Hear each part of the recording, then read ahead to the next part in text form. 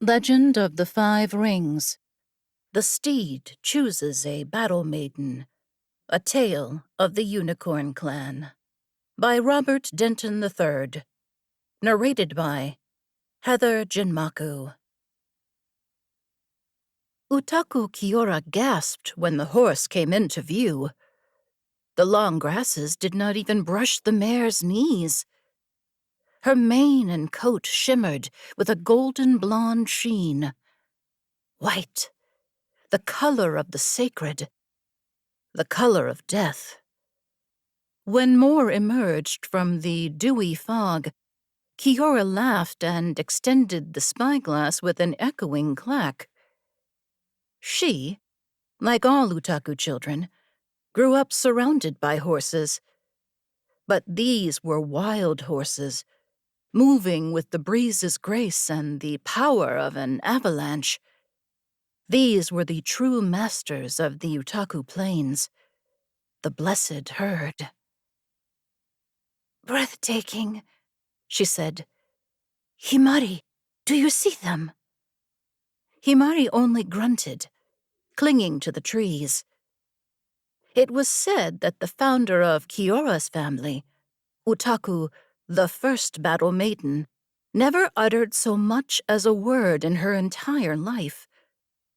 This was why battle maidens rarely spoke, some even pledging vows of silence. This was the aspect of the battle maiden tradition in which Kiyora was the least adept, second only to not getting kicked out of her own family's school. "Come look," Kiyora urged, offering the spyglass to her bespectacled friend. "They're enormous, and so graceful." Himari looked as if they might bolt at the snap of a branch. "I see horses all day long. Not like these. Not so loud. Did you forget that we're not allowed to be here?" The blessed herd was precious to the Utaku. Not even clan samurai could observe them without the daimyo's permission. Kiyora shrugged and resumed her view through the spyglass. "I am supposed to be here," she said, "no matter what my teacher says." The weight of Kiyora's reply lingered far longer than the morning fog. Dozens more horses appeared, some gray like marble, others gleaming and golden, grazing on the dewy grass. "There are so many," Kiyora observed. "See how they alternate eating and guarding." Himari was well versed in horse behavior, having trained beneath an Utaku stablemaster, but Kiyora could not contain herself. "Most assume a dominant stallion leads, but actually, the collective mares make the herd's decisions. One starts to graze, and others follow her lead. Then a different mare makes for water, and the rest change their behavior to match. If one runs, they all run. If one fights, they all fight. There is no single leader. An individual horse has the courage to act, to break away, trusting that the rest will follow her lead." The tall mare calmly lifted her head, meeting Kiyora's gaze through the lens. The spyglass fell from Kiyora's grasp. "She sees us," Himari hissed, tugging Kiyora's sleeve. "Come on. Come on." Her muzzle was relaxed, her ears neutral. Her black eyes betrayed no fear. "Do you think she wants me to approach?" asked Kiyora. "What? You can't be serious." "I think it's happening." Kiyora trembled like wind-swept reeds. "This is it. She's—" A crunch erupted nearby. Himari blanched and scrambled up the nearest tree. Kiyora followed, branches scratching her cheeks. They clung to the trunk like monkeys. Below, a mounted samurai cantered into the clearing, her handbow ready. A solid lavender circle, the symbol of the Utaku family, shone on her shoulder, while her wide straw hat bore the insignia of the Plain Wardens. Her Shinjo courser tramped down brush with hooves adorned with woven sandals. Kiyora's limbs went rigid. Himari grimaced. Neither dared to breathe. A voice called from nearby. "Anything amiss?" Kiyora flinched as the tiny legs of a tree spider crawled across her face. "All clear," the warden called. "It was only some deer." The samurai clicked her tongue, and her mount turned back to the herd. She paused. The wind carried her words into the canopy. "A few lost fawns who should return home." As the warden departed, Himari cast Kiyora a look that could curdle milk. Eventually, the blessed herd moved on, the wardens following on horseback. Himari descended faster than intended, landing roughly in the brush. "It's not enough for you alone to be in trouble. You have to get me in trouble as well."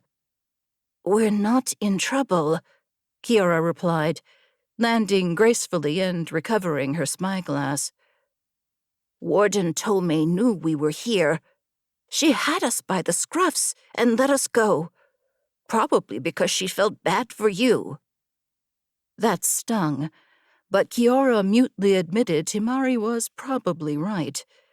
Still, she slung her drawstring pack and tromped out into the herd's wake. Himari appeared beside her. "Where are you going? You saw what you wanted. So now we go home, right?" "You can go back if you want," Kiyora said. "I still have something I need to do." Himari seized her by the shoulders. "What fool thought has entered your head?" Stable tenders were an unyielding lot. Just last week, Himari had stopped a runaway horse, impressing the instructor and all but assuring a high station as an equerry. Himari would simply pester Kiyora until she spilled her beans, which she was never good at keeping anyway. "I'm not here just to look. I will return home only when I am chosen." Understanding washed over Himari's features. They paled. A battle maiden did not choose her own steed. Their horses were drafted from the blessed herd, who threw all other riders from their backs, only allowing virtuous woman warriors, only true daughters of Utaku, to ride them. No one knew why this was so, but aspiring battle maidens trained endlessly to be so chosen. Only a handful ever were. Most befriended Utaku warhorses whose ancestry came from the blessed herd. But if one were chosen by a blessed steed directly, one untamed and wild, that would be especially auspicious.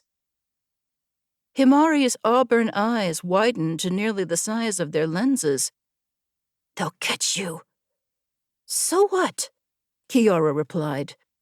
"If a blessed horse lets me onto its back, then I'm a battle maiden by tradition. The wardens will have to yield. Teacher will have to let me re-enter the school." "And what happens when the Bayushi learn that the troublemaker who freed their horses will not be punished after all? Do you think that will be good for the Utaku?" Kiyora hesitated. She hadn't considered that. Yes, she was unrepentant for what she'd done, and willing to shoulder whatever consequences came of this gambit. But that the entire family might suffer for her choices, that notion made her blood run cold. Maybe she should just go home. Not all Utaku became battle maidens. She could finish her training in a different school. Would that be so bad? The very thought ripped her heart in two. It was like asking a fish to walk on land. No, she could not succumb to doubt. Word and deed were as one. She could not back out now. Himari sighed. You won't change your mind, will you? Kiyora shook her head. But you should return home. There is no reason for you to risk your future for mine. Now I really am insulted. Himari crossed their arms. As an apprentice Utaku horsemaster, is it not my sworn duty to help match riders with their steeds? A smirk appeared on Himari's round features. Although I think such a fine new steed will make your other horses jealous. Himari's kindness always stung in a way that made her smile. They were a good friend. Horses do not belong to anyone, she replied. But Bosu will be jealous, yes. I will have to reassure him that it only means our small herd is growing. She cast Himari a serious look. Are you certain? We'll get in trouble. Himari took the spyglass. Like you said, if a member of my herd has the courage to break away, then I'll just have to trust and follow. The sky over the Utaku plain shifted colors as the day progressed, while the flat horizon receded like an unfurled tapestry of pink moss and pale jasper millet. The silence, sustained even against floral-scented gusts, gave form to Kiyora's thoughts. She saw her classmates following their teacher across the southern unicorn border on a diplomatic trip. The Bayushi provinces were rocky and stifling, with little room to roam or gallop. Their host, the province's chief censor, kept thin, weaving, and nervous horses whose hooves were overlong from excessive stabling. Such mistreatment of one's horses raised Kiyora's bile. Thankfully, those horses escaped from their stable shortly after the students left. Someone had cut their tethers and left the gates open. How curious. The chief censor was no fool, guessing which of the would-be battle maidens had released his horses. The entire class would be punished, but that was not enough to deter such things from happening again. To preserve diplomacy between the Bayushi and Utaku, an example would have to be made. Even wild horses were born to be broken. Kiyora had curled her fingers tight against the moonlit dojo floor, but could not hold on to her future. Her heart raced as her teacher asked what other school she might prefer. There are many ways an Utaku might distinguish herself, Sensei Tetsuko had said, her soft words cutting to the bone. Perhaps as a bodyguard, or... Kiyora ran before she could hear more, barefoot through firefly clouds and tall grass. If she ran fast enough, the wind would lift her onto the back of a steed fast enough to return to the last moment she'd ever been happy. Kiyora. She banished the memory and rubbed her eye. For some reason, there were tears in it. Did you find the path? Himari spoke slowly, providing time for Kiyora to recover from her emotions, yet sparing her the embarrassment of drawing undue attention to them. Horses grow less active as Lady Sun retires, they observed. It seems the blessed herd is no different. They're close, but once we crest that hill, there will be no hiding from the wardens, Himari observed. So, what exactly do you plan to do? In truth, there was no plan. Kiyora almost said this, but stopped at a familiar scent. Is that smoke? Himari sniffed, then looked alarmed. At the top of the hill, they stared down at a nightmare. A wall of fire blocked the blessed herd's retreat, and they galloped in circles among armored figures. Bandits. The wardens fought valiantly, but they were flat-footed and fewer than before. Heat grew within Kiyora's chest. Who dared to try and poach the blessed herd? The audacity! Himari frowned. We should try to find help. Kiyora met their eyes. We're unarmed, Himari said. We're not even graduates. Kiyora said nothing. Himari sighed.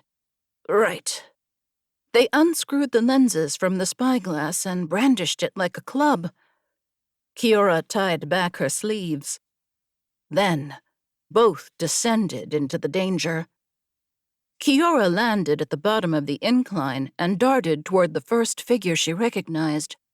Warden Tomei squatted with her polearm blade, her naginata, at the ready. Her horse was gone, hopefully away from here. 2 bandits menaced Tomei, one drawing his bow, the other brandishing 2 hatchets. Tomei's eyes seized upon Kiyora's approach, her surprise shifting to determination.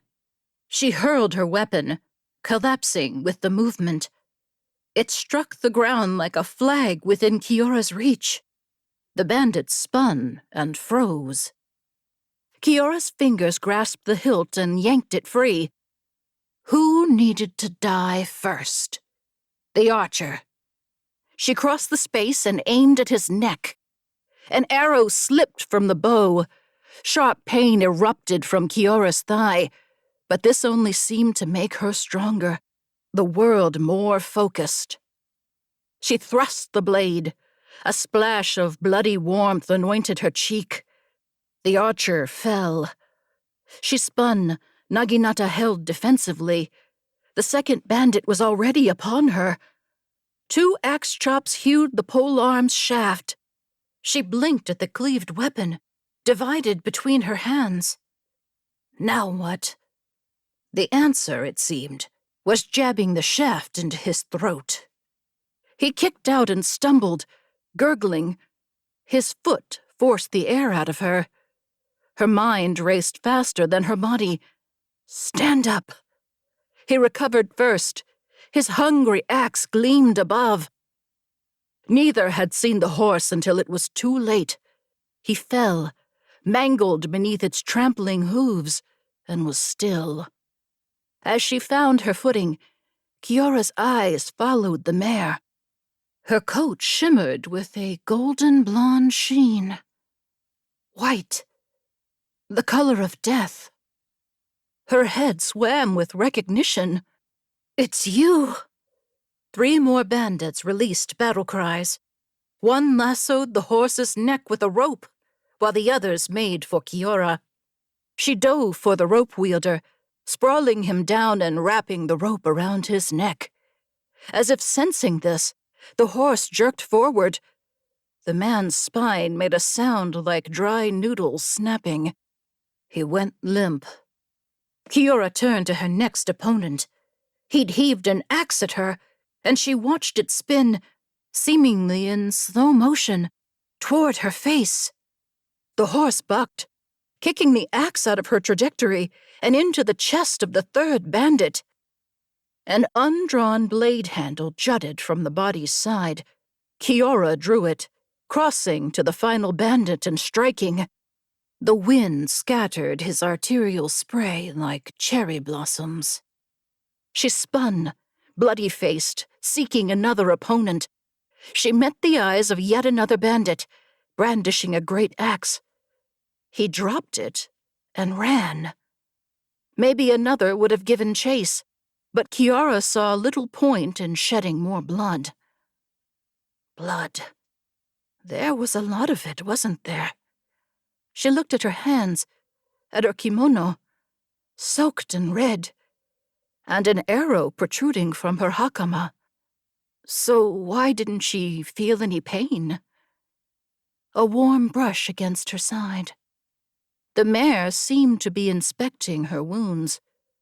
Her heart fluttered. A blessed horse was right beside her. She could reach out and pat her head if she wished. The horse snorted and thrust her nose in Tomei's direction. Right. Kiyora knelt beside her. "Are you okay?" "Broke my leg," Tomei managed. "Damn forest killers ambushed us." She smirked. "Guess we owe you and your friend." "Himari. Where was Himari?" Kiyora found them prone between two fallen bandits. Blood poured from a gash in their shoulder. Their spectacles were missing, replaced by a thin cut across the nose. Cold panic soaking into her bones, Kiyora pressed an ear to Himari's chest. Heartbeats came dim and gentle. "There's too much blood," Kiyora thought as she desperately staunched the wound. "It's my fault." Kiyora no longer cared if she was worthy to be a battle maiden. In fact, she knew she wasn't. Her ambition, her desperation to prove herself had led them here. She hadn't even been by Himari's side when they fell. What kind of friend did that? Nothing else mattered now. Not the trouble Kiyora was in, nor the growing red stain on her own clothing, but getting Himari to safety. A short distance away, the white mare watched. A blessed horse could carry as many as 3 riders, and they were swift, but only for the worthy. Kiyora knew she was not. But she couldn't just sit here while Himari bled into the grass. Fighting her tears, Kiyora bowed to the tall mare. The movement tore something inside, conjuring new pain and warmth, but she cast that aside. "Can you understand me?" she said, heat touching her face. "I need your help. I know that I am not worthy. I am a selfish fool who believed this world owed me something. I won't grasp at it anymore. If only—" Like rain, droplets fell to her knees. She plunged her forehead into the soil. "Please save Himari. Take her back to Battle Maiden Castle. I know it is detestable to allow such lowly, short-sighted beings like us onto your back, but Himari is a friend to all horses. They have a future waiting, loved ones and dreams yet unlived. Please, I beg you, I—" A breeze caressed her face. No. A breath. A snort. Kiyora looked up into the mare's narrow face towering before her. Calm black eyes, like a mirror of the void, reflected Kiyora's tear-streaked face. There was a calm resolution in their depths. She smelled of petrichor and lemongrass, and she was kneeling. Why, one could just climb onto her back. Kiyora swallowed a stunned breath. She was hallucinating, right? This couldn't possibly mean what she thought it did. Warden Tomei gasped from the ground. "Heaven step," she breathed. "I never thought I would live to see her choose a battle maiden." Thunder billowed through Kiyora's body, filling her with new strength. Battle maiden. Yes, that's what she was. This was always her herd. It had just taken her entire life to find it. She blew softly into her new steed's face, then placed her forehead against its snout. "Thank you," she whispered. Heaven Step did not falter as Kiyora mounted, then lifted Himari and leaned them against her own back. This way, Himari was not technically the rider. It seemed Heaven Step agreed. for she rose and did not buck them. Himari's weight invoked a new flare of pain, but Kiyora endured. "I'll send help," Kiyora called down to an astonished Tomei. And then they were galloping, thundering, against squally winds and over pink moss and bell orchids. Kiyora's pulse shuddered in time with Heavenstep's heart. "Are we flying?" came Himari's sudden, weak question. Kiyora's vision blurred with tears. "Yes," she said, lacing her fingers with Himari's, hugging Heavenstep's neck. "We're flying home." The defenses of Battle Maiden Castle, which had rebuffed many attackers, fell away from a lone horse and its 2 saddleless riders. Tradition dictated that blessed horses be treated as distinguished guests, and many amazed faces gathered as they entered the courtyard. None were so amazed as Utaku Tetsuko, beholding her wayward student, cheek pressed into the mane of her blessed steed. The missing Utaku no Hyuga Himari collapsed against her back. The horse, nonplussed, trotted toward Tetsuko and met her gaze with forward ears, as if to say, "I think these 2 belong to you." "Thank you," the elder woman said, bowing low. She tempered her anger. Kiyora was atop a horse of the blessed herd, and like it or not, that changed things. Himari groaned as they were lowered to the ground. "Bandits," they struggled. "Send help." After halting explanations, they carried Himari to the mender. Tetsuko signaled for her samurai to call their steeds. A chorus of whistles arose, followed by the thunder of hooves. This was now a matter for the battle maidens. The forest killers would regret their impudence. As samurai mounted, Tetsuko regarded her student with crossed arms. Kiyora was smiling atop her steed, saying nothing so far. "Stubborn brat," Tetsuko thought, but not without some begrudging pride. "I swear, Kiyora, you are the reason I have gray hair. Do not think this will spare you a reprimand. But I concede that, had you not acted so impetuously, a terrible fate may have befallen the blessed herd." She allowed a slight smile. "I cannot disregard tradition. The steed chooses its battle maiden.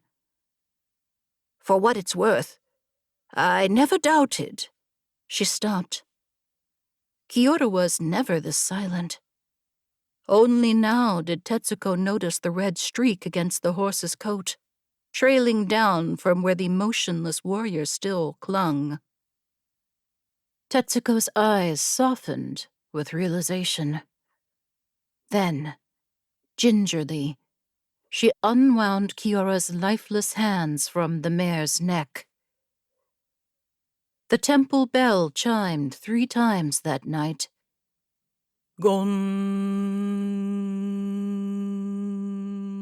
A battle maiden has perished." "Gone. She achieved a great victory through her sacrifice." "Gone. She perished on horseback." And then, until sunrise, no word was uttered throughout Battle Maiden Castle. There was only the silence of the Utaku. Except, perhaps, for the occasional thunder of hooves, echoing from far beyond the horizon.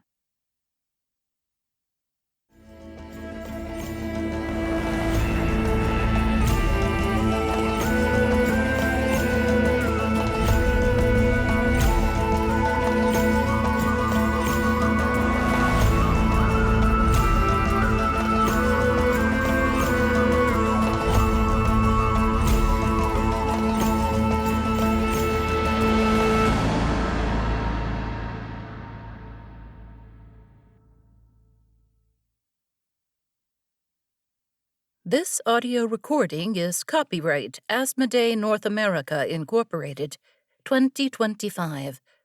All rights reserved. Produced and published by Aconyte Books. For more from the world of Legend of the Five Rings, visit l5r.com. And for more great, world-expanding fiction, subscribe to the Aconyte Fiction Podcast.